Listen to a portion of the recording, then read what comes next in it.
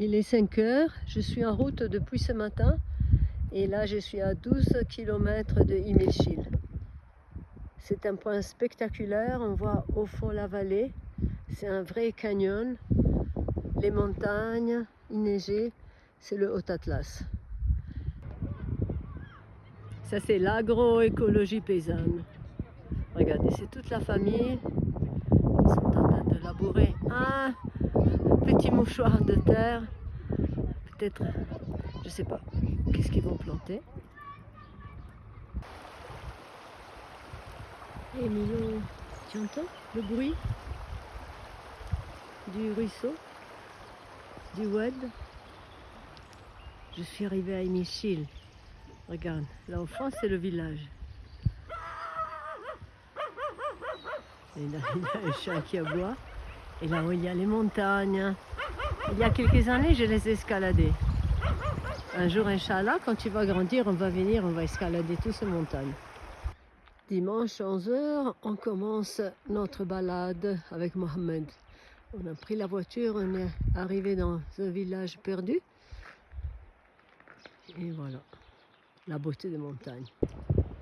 Même les maisons sont roses, c'est la couleur de la terre. Et les pêchers en pleine floraison. Quand des peupliers noirs. Et ça, c'est les peupliers noirs. Et voilà, on va passer sur le petit pont.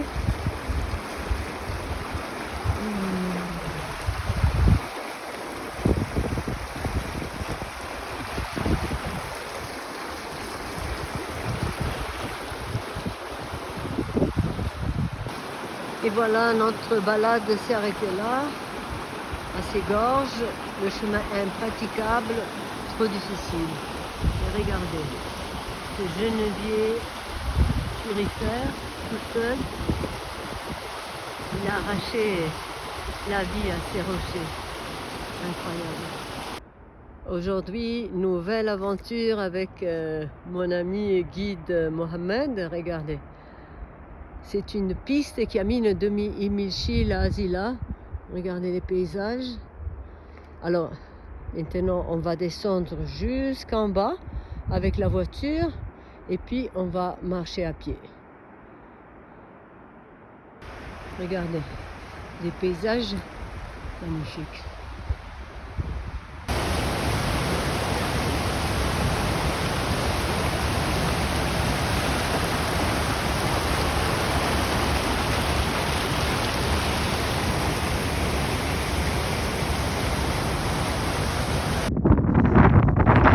Ancienne bergerie avec des grosses poutres de genévier. Voilà, je pense qu'elle est abandonnée. Maintenant, plus personne ne fait pâturer le bétail à ces altitudes. Un pas après l'autre, on grimpe sur les montagnes. Regardez, c'est là où on était. Et on est beaucoup plus en haut. Un pas après l'autre, on peut parcourir vraiment des longs chemins, même si difficile. On est à 2600 mètres d'altitude. On va descendre dans les gorges du Toudra, direction Adib. Et voilà, ça c'est la maison de Mohan dans le jardin, plein de fossiles, de cristaux. Ici sur le plateau, on a déjà commencé à trouver des trilobites. Et voilà, les amis, ils sont en train d'essayer avec leur marteau de casser et voir s'ils trouvent quelque chose. Et regardez, là on marche. Et voilà, une trilobite. Incroyable. Ça c'est le résidu après la préparation du sirop. On le donne au bétail. Et ça, c'est des dattes qu'on sèche toujours pour le bétail. Alors, ça, c'est un palmier mâle avec le pollen. C'est le moment de la floraison, de l'impollinisation. Alors, Mohamed, il va monter. Comment ça s'appelle? Une grappe? Comment ça s'appelle? Ça? Oui. Ça s'appelle Aboukal en Tamazight. Et je sais pas, Dokar c'est arabe aussi. D'accord. Et avec ça, on va effectuer l'impollinisation d'une plante femelle dans son jardin. Donc c'est tout un bouquet de fleurs avec le pollen mâle. Ouais, vous voyez, ça c'est des étamines là, des graines de pollen qui sautent.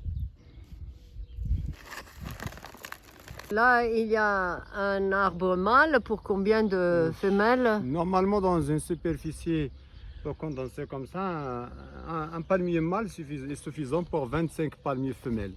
Voilà, ça c'est la fleur de la femelle. Et on va procéder à l'impollinisation. Oh, so you like just okay.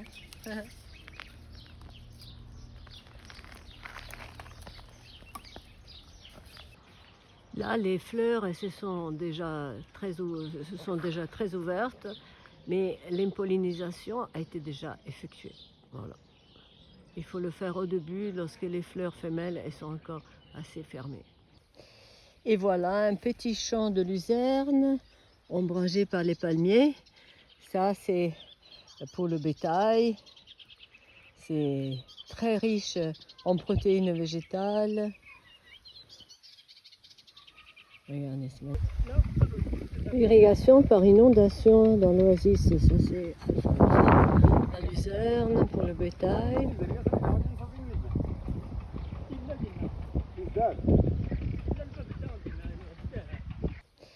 Et voilà un petit champ de luzerne ombragé par les palmiers. Ça, c'est pour le bétail. C'est très riche en protéines végétales. Le fumier avec le sol. Qu'est-ce qu'il va planter après? On va planter ici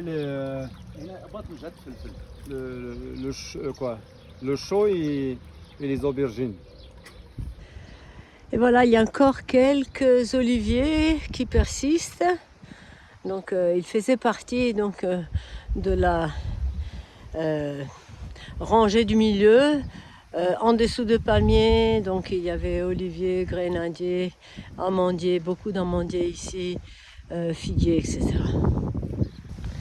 Et voilà un petit mâle entouré par des grandes femelles, donc probablement la fécondation s'est faite de façon naturelle par le vent. De Al-Nif, je suis arrivée à Kalat Munguna. Je suis à quelques kilomètres vers la vallée du Dadès. Regardez, quelle beauté! Ça, c'est le miracle des Jnan. Et ça y est, l'aventure commence. Un petit sentier, des canaux d'irrigation et la forêt. Ça, c'est la permaculture. Des roses, il y a des oliviers, des amandiers, des figuiers, des grenadiers sûrement. Regardez la densité. Regardez des buissons de roses tout le long du sentier. Et voilà là un figuier. Et regardez là, moitié caché entre les arbres. Et un petit champ de blé. Et là on voit les coquelicots. Il y a un petit pont. Je ne sais pas si je vais passer ou pas. Ça y est. Je suis de l'autre côté. Les vieux murs et les vieilles maisons du village. Alors là, c'est la balance. Il y a celui qui achète directement des agriculteurs et après, il revend aux distilleries. Regardez tous les sacs. C'est magnifique. Alors, ça c'est l'alambic de Portugal. Elle utilisait ça pour distiller la poudre. Mais pour nous, on l'utilisait pour la méthode traditionnelle de distillation. Car ce forme-là est venu d'une personne qui s'appelle Ibn Sina. Et cette personne-là, c'est la première personne qui a inventé comment distiller, la méthode de distillation. Donc pour la distillation de rose, on mettait dans l'alambic 15 kg de rose et on ajoute 50 litres d'eau. On le chauffe, on attend quand il y a plus de 100 degrés. C'est ce qu'on a dans la vapeur. Et la vapeur traverse à le chapeau d'ambique et aussi à le tube de cuivre. Et à l'autre, il y a deux froids. Et donc, le froid va transférer la nature de vapeur à liquide et va sortir directement celui-là. Voilà. Donc de 15 kg de pétales, combien d'eau on va sortir? Donc on mettait toute la rose, c'est pas juste le pétale, d'accord. je vous expliquer avant. Nous donne l'eau de rose et les pistils nous donnent l'huile essentielle de rose. C'est ça. L'eau de rose, c'est nécessaire de distiller 1 kg de rose. Donc 1 kg, on donne 1 litre. Mais pour l'huile essentielle, c'est différent. Ça fait 5000 kilos pour 1 litre d'huile essentielle. Ça, c'est pourquoi c'est le plus cher huile essentielle dans le Maroc. Le prix de 1 litre, c'est entre 20 et 25 000 euros. Ah. Donc ça, c'est l'eau de rose avec une petite touche. Oui, l'eau de rose avec 100% de l'eau de rose, d'huile essentielle. Le temps de rose pour sécher. Et après, tu peux l'utiliser pour l'artisanat. Alors aujourd'hui, une nouvelle balade. Dans quelle vallée? Comment il s'appelle la vallée? Almdon. Almdon. Il s'appelle la vallée. Et on va passer dans les gorges. De la côté. Et voilà, c'est la rentrée des gorges. Il y a même des cyclistes qui parcourent la piste. C'est-à-dire, c'est plutôt un hors-piste. Hein. Voilà, magnifique.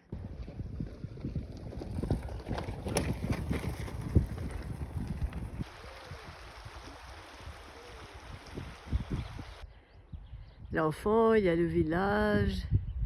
Il y a qui réparent les toits. D'autres qui font la lessive. Et ça, c'est une vieille casbah abandonnée, encore en très bon état.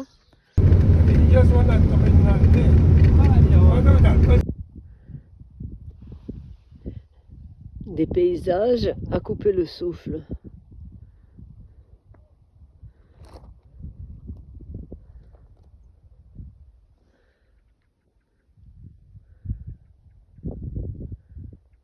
C'est l'immensité, hein. Vraiment, on se sent tout petit, petit microbe. Regardez en bas, ouh. Un grand saut, hein.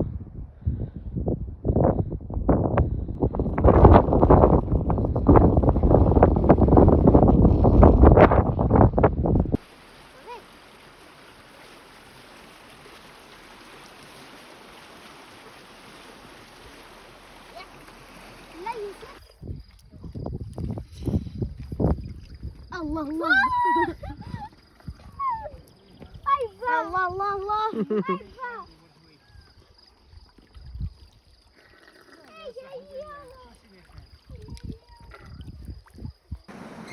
C'est le pays des pommiers. Malheureusement, ils sont tous traités.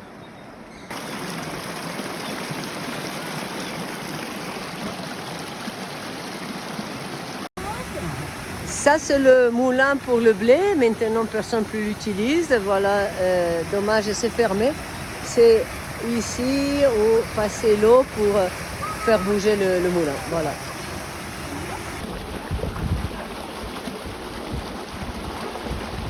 Partout, le bruit de l'eau qui coule. 9h30, on part pour une balade dans la vallée.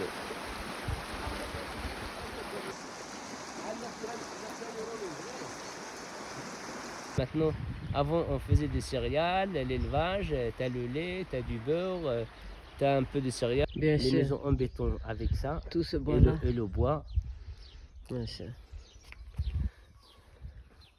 Il